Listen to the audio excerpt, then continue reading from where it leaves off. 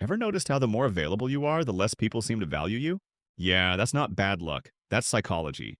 Because the second you stop performing for others, everything changes. By the end of this video, you'll know exactly why your constant availability is draining your peace, and how to flip the script. You'll learn how silence becomes power, how unavailability becomes magnetism, and how choosing yourself makes you unforgettable. And yeah, a little scary.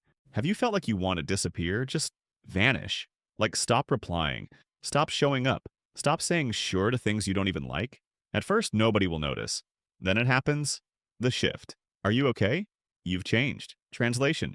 You're no longer useful to them in the same way anymore. See, people get used to your presence like a subscription they didn't pay for. And the second you cancel it, they panic. But this isn't about being cold. It's about being done with being available by default. Emotionally, mentally, spiritually.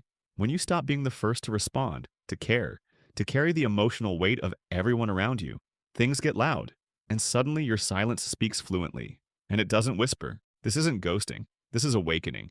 And nothing freaks people out like the version of you that stops apologizing for prioritizing your own damn peace. The first time you pull back, really pull back, it's not quiet, it's chaos. People start poking around like you've gone missing. Not because they care, but because your absence disrupts the system. You were the reliable one, the peacekeeper. The instant replier, emotional dumper, problem solver. But not anymore. And here's where it gets twisted. The more predictable you were, the harder they will take it. You stopping? It's like their emotional vending machine just ate their last dollar. And instead of looking inward, they project. You're being selfish. You're acting brand new. Nah, you're acting free. But what they're really saying is, I liked you better when I could control you. That's not love. That's logistics. Withdraw, and you will learn who was connecting with you and who was just plugged into your energy supply and sucking you dry. Here's the part nobody tells you. Being emotionally available all the time is taxing, and not in the busy schedule kind of way. We are talking about the soul leak kind of way, where you say yes when you want to say no. You check in on people who never check on you at all. You answer texts in the middle of your own breakdown. Why? Why would you do this? Is it because somewhere along the way you learned your valued lives and your accessibility? But that kindness, it's being invoiced. Every time you respond when you're exhausted, listen when you're breaking, or smile while you're dying inside, you pay an invisible tax.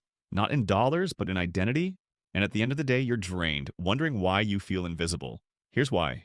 You were never seen. You were just used nicely. And when you stop paying that tax, oh, people notice. Suddenly, you're not so easy to talk to anymore. Good. Have you ever noticed how people start treating you like background music? Always on, always there, barely noticed, until you hit pause. Then suddenly it's, why are you being weird? You're not being weird. You're being unavailable. And that makes you unpredictable, which makes you powerful. Here's the thing. Predictable people get taken for granted. You show up every time. They stop thanking you. You always reply in 30 seconds. They stop reading your texts. Predictability feels safe to them, but it's lethal to you because once you become someone they can schedule their dysfunction around, you're not a person anymore. You're an app. And just like apps, when they're done getting what they want, delete. So shake the pattern. Go missing for a bit. Let them wonder. Make people unsure again. Mystery creates value. Predictability creates options. And you're not an option. Once you pull back, guess what gets launched at you next? Guilt. Emotional grenades dressed as concern. You've changed. You're not the same. You're being cold. No, you're just not performing on command anymore. And people don't know what to do with a version of you that doesn't flinch when poked. They don't miss you. They miss how you made them feel. They miss the free therapy, the instant validation, the always-on switch they could flip anytime life got inconvenient. And the real kicker? Half of them wouldn't survive one day of giving what you gave on autopilot. So when the guilt bombs start falling, don't pick them up. Let them detonate where they landed. That's not your shame. That's their adjustment pain.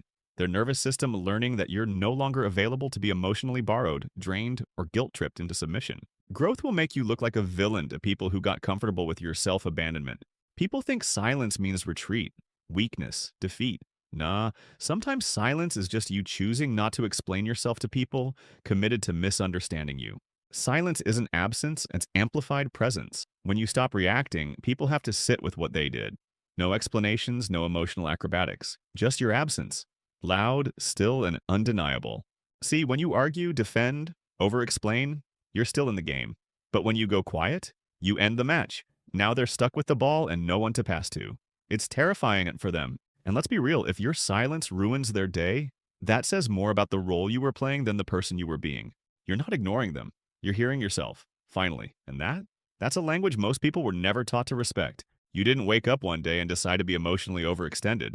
You were trained into it, slowly, subtly, since you were a kid. Be nice, be helpful, be available. Don't be rude. Smile, say yes, always. And before you know it, you're wearing this polite little mask called a persona, and no one's ever met the real you under it. Carl Jung called this out. The persona is the mask you wear to survive the world, but it's also the trap that keeps you stuck in roles that drain you dry. So when you stop being available, you're not being difficult. You're just removing the mask. And the people who depended on that mask, yeah, they freak out. Because now you're no longer the overgiver, the peacemaker, the fixer. You're just you. And that raw, boundary-setting, non-apologetic version, that's not broken. That's authenticity, and it doesn't come with a customer service number. The second you stop being emotionally on call, something wild happens. People either respect you more or reveal they never did. See, being unavailable isn't rudeness. It's resistance training. You're not being distant, you're being selective. And in a world full of oversharers and energy leeches, selectiveness feels like elitism. Good, let it. Unavailability scares people because it means they can't predict or play you. You're no longer the emotional ATM they can hit up at 2 a.m. with their drama, then vanish after the withdrawal. And when they realize the machine's offline, that's when the real masks come off. They'll say you've changed, you have, you upgraded. You're no longer renting out your energy for cheap dopamine hits from people who treat emotional labor like Uber Eats. And now that your access costs something, suddenly you're priceless. Here's what happens when you stop showing up on command. People get angry, but not because you hurt them, because you held up a mirror. Your absence forces them to confront something they've been avoiding, their own emotional laziness. When you're no longer there to absorb their chaos, they're left alone with the echo. And that echo is them. It's why your silence pisses them off more than a fight ever could. See, fights are familiar. Fights are noise. But silence is a reflection. And most folks can't stand their own reflection without your energy smoothing it over. So what do? They blame you. You're cold. You're distant. You've changed. But all you did was stop apologizing for your own self-worth. You became the boundary. And that's unforgivable to people who only loved you as long as you were bendable. You're not a villain. You're just a mirror they weren't ready to look into. Here's the plot twist they never see coming. When you stop being available, then people don't forget you.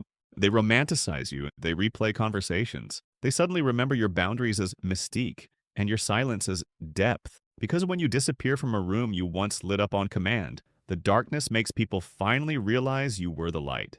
But by then, access denied. See, we're raised to believe love equals presence. But real value, real power, it shows up in absence. You become memorable when you're not there to fix it. When you stop explaining yourself. When you stop making yourself small so others can feel big. You don't need closure. You are the closure. Your unavailability is the final line in the story, and it doesn't need a sequel. So ask yourself one last question. Are you still performing for people who wouldn't clap for the real you?